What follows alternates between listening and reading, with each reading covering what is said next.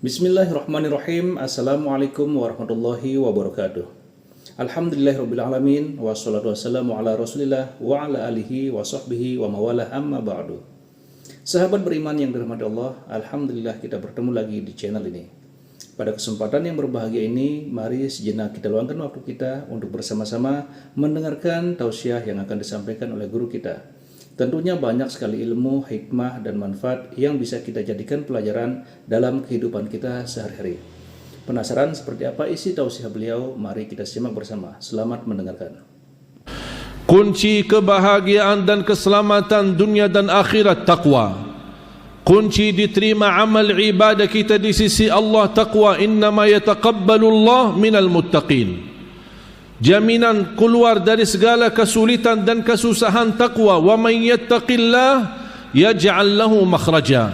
Bahkan menjaminkan rizki dari tempat yang kita tidak pernah nyangka. Wa yarzuqhu min haitsu la yahtasib. Jaminan dalam kemudahan dalam segala kehidupan itu taqwa. Wa man yattaqillah yaj'al lahu min amrihi yusra. Bahkan dengan taqwa dapat jaminan selamat dari siksa neraka jahannam. Thumma nunajji alladhina ittaqaw wa nadharu adh-dhalimina fiha jithiya. Ma'asyiral muslimin jamaah Jumat yang dimuliakan Allah Subhanahu wa taala. Salah satu surah di dalam Al-Qur'an tidak sah salat kita tanpa kita membaca surah tersebut. Surah yang paling agung, yang penuh dengan berkah, suratul Fatihah, memiliki nama yang begitu banyak. Al-Fatihah, Ummul Kitab, Ummul Quran, Al-Waqiyah, Ar-Raqiyah, Asy-Syafiyah, Al-Kafiyah, As-Salah. Salah satu nama suratul Fatihah As-Salah. Artinya tidak sah salat kita tanpa membaca suratul Fatihah. An Abi Sa'id ibn al-Mu'alla qala كنت أصلي فناداني رسول الله صلى الله عليه وسلم فلم أجبه فعندما أتيت إلى رسول الله عاتبني وقال لما لم تجبني قال كنت أصلي يا رسول الله قال ألم تقرأ قول الله تعالى يا أيها الذين آمنوا استجيبوا لله وللرسول إذا دعاكم لما يحييكم ثم قال صلى الله عليه وسلم إني لأعلمنك سورة هي أعظم سورة في القرآن قبل أن تخرج من المسجد فعندما هم بالخروج من المسجد قال الصحابي يا رسول الله لقد أخبرتني أنك تعطيني أعظم سورة في القرآن قبل أن نخرج من المسجد وها نحن الآن نخرج فأخبرنا بما هي هذه السورة فقال صلى الله عليه وسلم الحمد لله رب العالمين الفاتحة أم القرآن وهي القرآن العظيم والسبع المثاني الذي أوتيته. Sebagaimana diriwayatkan Imam Bukhari, ketika Abu Sa'id ibn al-Mu'alla sedang salat dan dipanggil oleh Rasulullah SAW dan dia tidak menjawab, dan ketika selesai salatnya menghadap Rasulullah SAW dan Rasulullah SAW memberi teguran, kenapa tidak menjawab aku tadi saat saya panggil? Beliau berkata, ya Rasulullah, saya sedang melaksanakan salat. Rasulullah SAW mengingatkan firman Allah, ya ayyuhalladzina amanu stajibu lillahi walirrasuli idza da'akum. Segera jawablah Allah dan Rasulnya ketika dipanggil. Dan Rasulullah SAW berkata, wahai Abu Sa'id, apakah kamu ingin tahu apa surah yang paling agung di dalam Al-Quran? Kata Abu Sa'id, ya Rasulullah. Kata Rasulullah, saya ingin nanti sampaikan sebelum kita keluar dari masjid. Di saat tiba dan mereka mau keluar dari masjid, ternyata Abu Sa'id saking haus ilmu dan begitu luar biasa perhatiannya terhadap apa yang ingin disampaikan oleh Rasul, beliau menahan Rasulullah di depan pintu keluar. Dan dia mengingatkan, ya Rasulullah, tadi akan menyampaikan sesuatu ilmu bagi saya. Tolong apa itu ya Rasulullah? Rasulullah SAW menjawab, Al-Fatihah, Alhamdulillahi Rabbil Alamin, hiya sab'ul mathani wal Qur'an al-azim alladhi utitu. Rawahul Imam al-Bukhari. Jamaah sekalian, ini menunjukkan dasar hadis ini betapa mulianya suratul Fatihah, surah yang paling agung di dalam Al-Quran. Bahkan di hadis yang lain Abdullah bin Abbas berkata, kami sedang duduk bersama Rasul dan ada malaikat Jibril. Faqala Jibril, di saat dia berbicara sama Rasulullah SAW, terdengar suara dari langit seperti pintu baru terbuka. Faradhara Jibril ila as-sama, faqala ya Rasulullah, hadha babun lam yuftah abadan illa al-yawm, lam yuftah qad qabla dhalik. Tidak pernah pintu ini terbuka sebelum hari ini. Hari ini saja baru terbuka pintu ini. Dan dari pintu tersebut turunnya seorang malaikat ke bumi. Dan kata malaikat Jibril, turunyalah malaikat tidak pernah sebelumnya turun ke bumi, baru kali ini pertama kali turun ke bumi. Fasallama hadzal malak, dia mengucapkan salam kepada malaikat Jibril dan kepada Nabi Muhammad sallallahu alaihi wasallam. Wa qal abshir bi nuraini lam yu'tahuma nabiyyun min qablika qat, suratul Fatihah wa khawatim suratul Baqarah. Ma sa'ala 'abdun biha illa u'tih. Sebagaimana kata beliau, berita gembira bagimu dan umatmu dengan dua cahaya yang tidak pernah didapat oleh nabi-nabi sebelummu. Cahaya yang pertama suratul Fatihah, cahaya yang kedua surah atau ayat-ayat yang terakhir daripada suratul Baqarah. Barang siapa yang memohon kepada Allah melalui dua cahaya ini, pasti diijabah oleh Allah Subhanahu wa taala hajatnya. Rawahul Imam Muslim. Yang lebih bergembira lagi, Al-Fatihah adalah salah satu surah, bahkan satu-satunya surah yang kita bisa membacanya dan sambil berdialog dengan Allah Subhanahu wa taala. Makanya disunnahkan dan beradab ketika kita membaca Al-Fatihah, baca bertahap-tahap, berlahan-lahan, bersatu ayat, tidak disambungkan ayatnya, agar Allah Subhanahu wa taala menjawab kita setiap kita membaca satu ayat tersebut. Sebagaimana bersabda Rasulullah SAW dari hadis Abu Hurairah yang diriwayatkan Imam Muslim, wa ahlus sunanil arba'ah, qala Rasulullah sallallahu alaihi wasallam, qala Allah taala, hadis qudsi, qasamtu as-salata baini wa baina 'abdi nisfain. Aku telah membagikan salat itu menjadi dua bagian. Qasamtu as-salata baini wa baina 'abdi nisfain. Fa idza qala 'abdi alhamdulillahi rabbil alamin, qala Allah hamadani 'abdi. Ketika hamba membaca alhamdulillahi rabbil alamin, Allah langsung jawab, hamadani 'abdi, hambaku telah memujiku. Wa idza qala 'abdi ar-rahmanir rahim, qala Allah athna 'alayya 'abdi, hambaku telah memuliakanku. Wa idza qala maliki yaumiddin, qala Allah majjadani 'abdi, hambaku telah mengagungkanku. Iyyaka na'budu wa iyyaka nasta'in, Allah terus jawab, ini hadza baini wa baina 'abdi wa li 'abdi ma sa'al. Ini antaraku dan hambaku, dan apa yang dia minta aku jawab, aku berikan.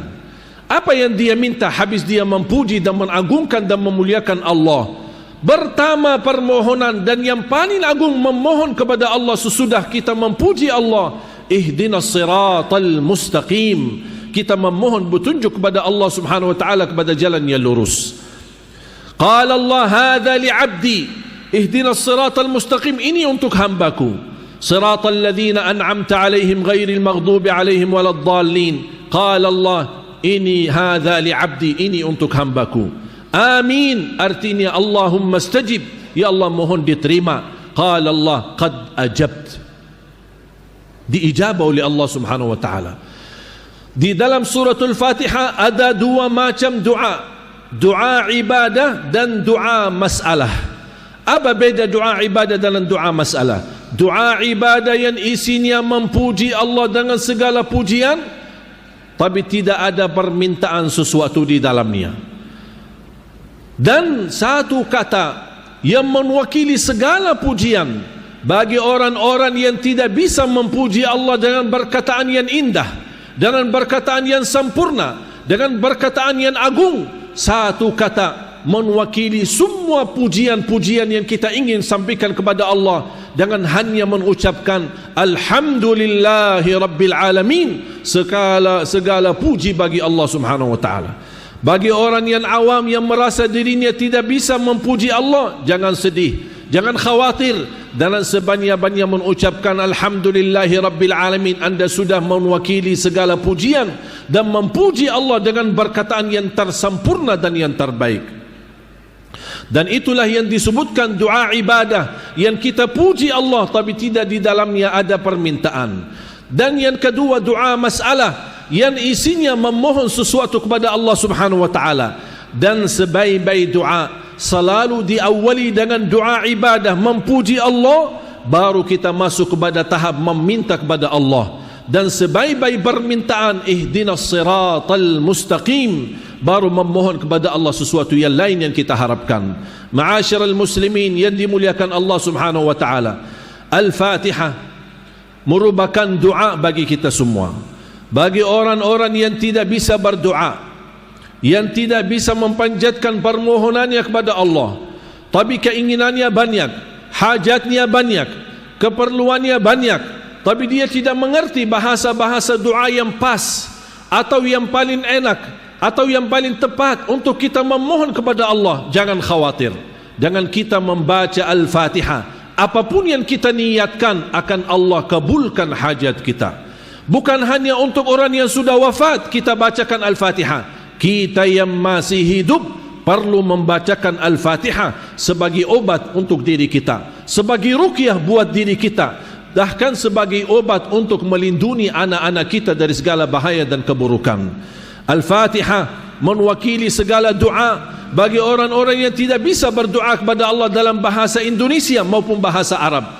Makanya jamaah sekalian, jangan disia-siakan. Bahkan ada sebagian ulama menjadikan Al-Fatihah wirid sehari-harinya, dari habis subuh sampai terbit matahari di pagi hari, menjadikan wirid berkali-kali membacakan Al-Fatihah untuk dirinya dan untuk keluarganya.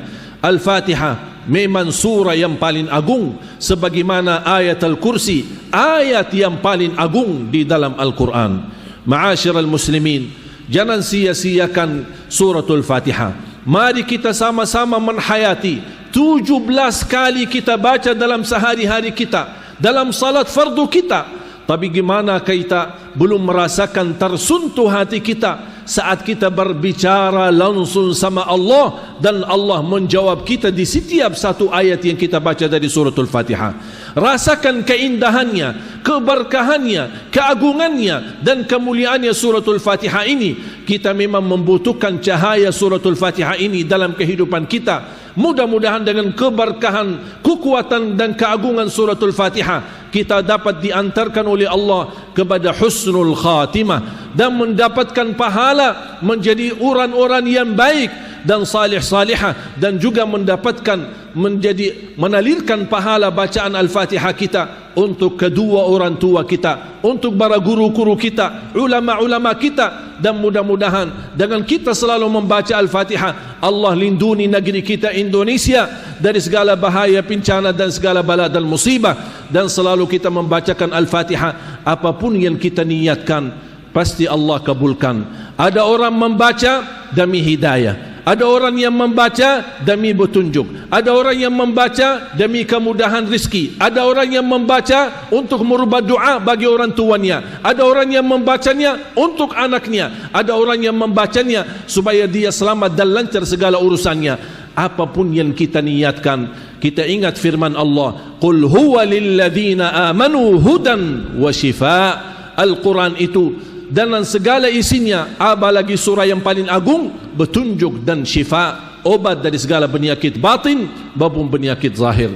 Mudah-mudahan kita selalu menjadi orang-orang yang mencintai Al-Quran, mencintai suratul Fatihah, dan bisa menjadikan Al-Fatihah sebagai wirid kita sehari-hari, agar kita selalu dalam kehidupan kita dilindungi oleh Allah dan mendapatkan keberkahan lahir dan batin daripada suratul Fatihah. Barakallahu li wa lakum fil Qur'anil azim wa nafa'ni wa iyyakum bima fihi min al-ayati wadh-dhikril hakim. Aqulu qawli hadha wa astaghfirullah li wa lakum wa li sa'iril muslimina wal muslimati min kulli dhanb fastaghfiruhu innahu huwal ghafurur rahim.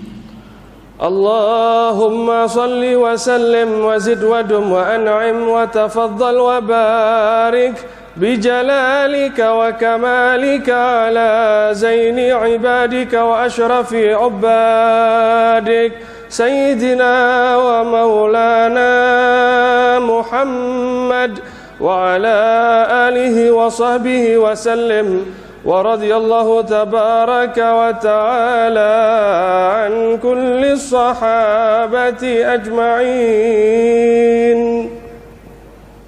Masya Allah, sangat luar biasa tausiah yang sudah disampaikan oleh guru kita. Sahabat beriman yang dirahmati Allah, tetaplah di channel ini karena kajian ini belum selesai dan masih banyak lagi hal-hal menarik yang akan disampaikan oleh beliau. Mari kita lanjutkan kembali. Selamat mendengarkan. Alhamdulillah ala ihsanih wa syukru lahu ala taufiqihi wa amtinanih. Ashhadu an la ilaha illallah wahdahu la syarika lah ta'ziman li syanih. وأشهد أن سيدنا ونبينا محمدا عبده ورسوله الداعي إلى رضوانه صلوات ربي وسلامه عليه وعلى آله الطيبين الطاهرين وصحابته المهاجرين والأنصار أجمعين وعنا معهم بمنك وكرمك يا أرحم الراحمين. معاشر المسلمين, salah satu amalan yang terbaik di hari Jumat adalah sebanyak-banyaknya bersalawat kepada Nabi Muhammad sallallahu alaihi wasallam. Rasulullah SAW bersabda di hadis yang diriwayatkan Imam Muslim, "Man shalla alayya wahidah, sallallahu alaihi biha ashra." Barang siapa yang salawat kepadaku satu kali akan mendapatkan 10 kali rahmat. Itu kalau di hari-hari biasa. Tapi lebih utama dan lebih khusus di hari Jumat, sebanyak-banyaknya kita bersalawat. Karena Rasulullah sallallahu alaihi wasallam bersabda, "Akthiru alayya minas salati fi yaumil jumu'ah." فإن صلاة أمتي معروضة علي في كل يوم جمعة فمن كان أكثرهم علي صلاة كان أقربهم مني منزلة.